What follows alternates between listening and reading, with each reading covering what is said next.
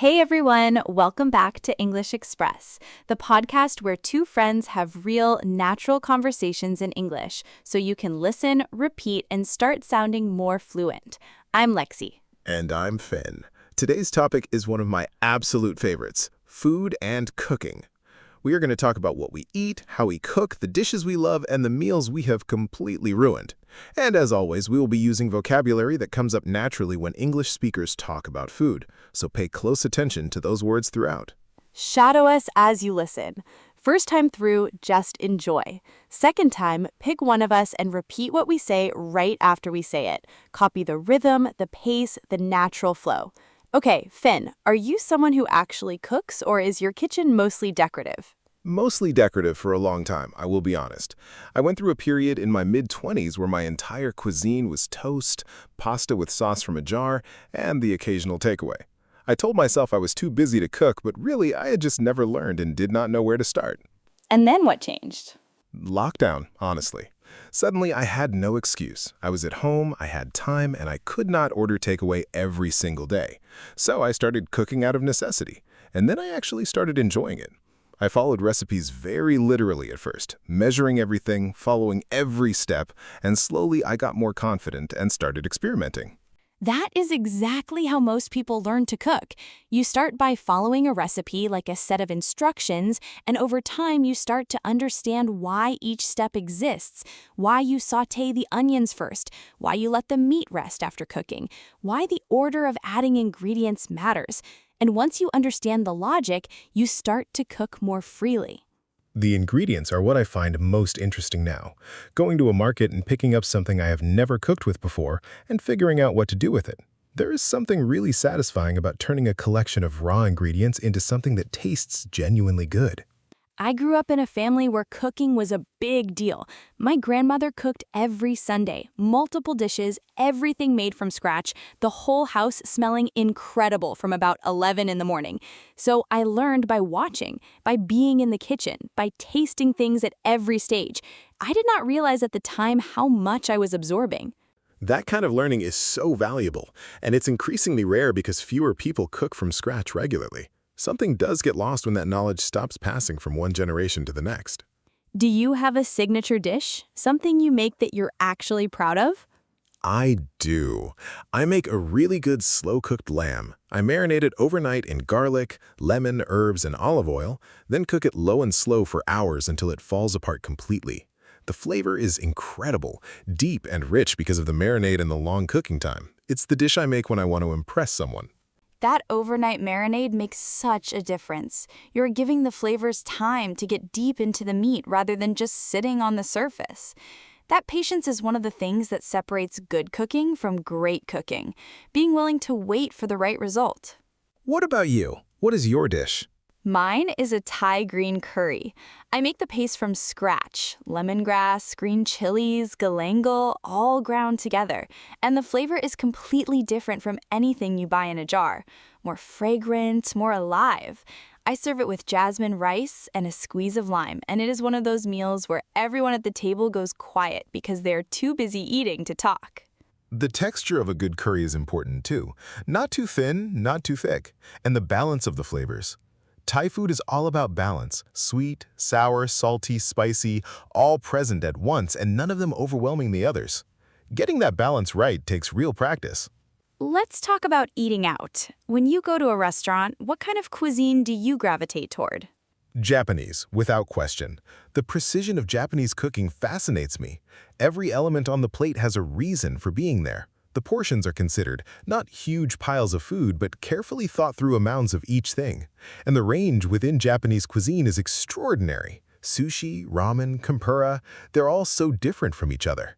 I love Italian. I know it is not an adventurous answer, but there is a reason Italian cuisine has spread everywhere in the world. It's generous, it's comforting, the ingredients are simple, but the results are incredible when done properly.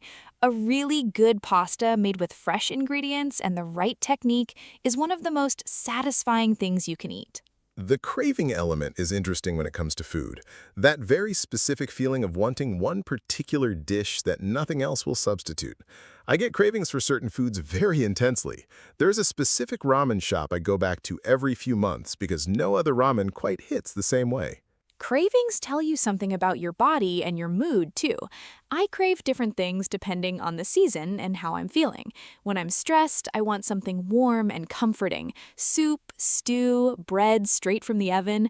When I'm happy and energized, I want something bright and fresh. Salads, grilled fish, citrus, everything. Food and emotion are deeply connected.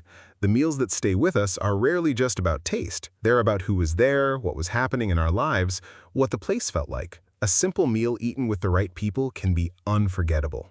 That is the thing cooking does that no restaurant can fully replicate.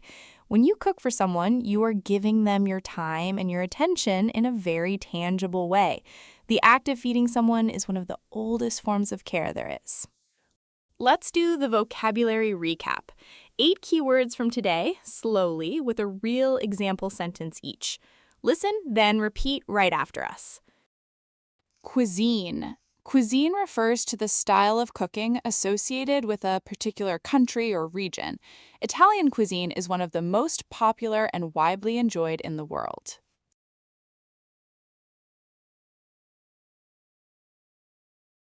Recipe.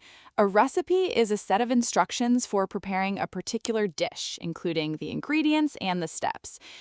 She followed the recipe exactly the first time and then started making her own adjustments.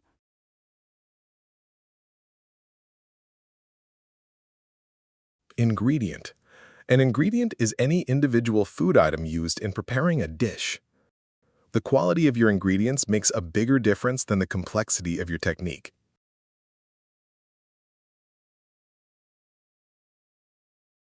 Marinate. To marinate means to soak meat, fish, or vegetables in a seasoned liquid before cooking in order to add flavor. The chicken had been marinating overnight, and the result was extraordinary. Flavor. Flavor is the distinctive taste of a food or drink. The long, slow cooking time gave the dish a deep, rich flavor that you simply cannot achieve in under an hour.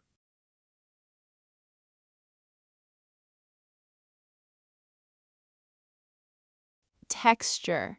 Texture is the way food feels in your mouth, whether it is smooth, crunchy, soft, chewy, or crispy.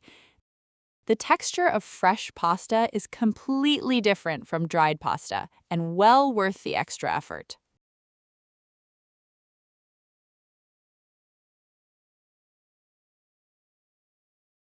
Portion.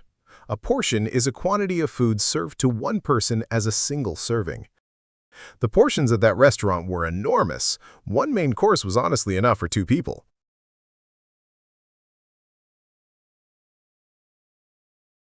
Craving. A craving is a very strong desire for a specific food that is hard to ignore. She had an intense craving for fresh bread and ended up baking her own at 11 o'clock at night.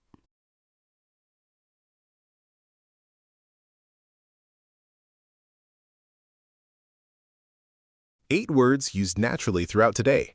Go back and listen again. Notice how each one appeared in context and try to use them the next time food comes up in a conversation in English. Thank you so much for listening to English Out Loud. Share this with someone who loves food and is also learning English. We will be back very soon with a brand new topic. Until then, keep shadowing and eat something delicious today. See you next time.